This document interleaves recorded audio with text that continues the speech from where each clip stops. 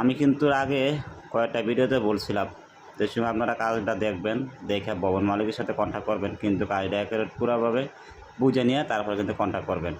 তো যাই হোক, এই যে আপনাদের একটা কাজ দেখাইতেছি, এই কাজটা কিন্তু আমার করার কথা ছিল শুরু থেকে শেষ পর্যন্ত।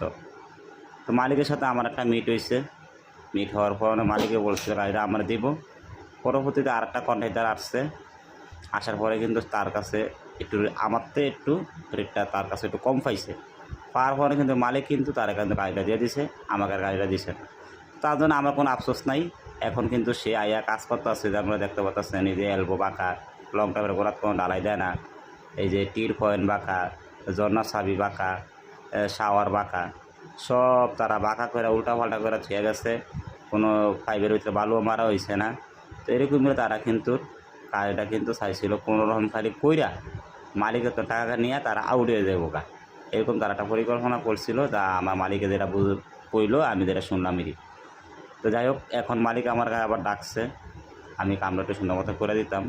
তা আমি যাই দেখলাম তারা কামটা এরকম এলোমেলো করছে, তার জন্য আপনাদের সাথে একটু আমি ভিডিওটা শেয়ার করলাম।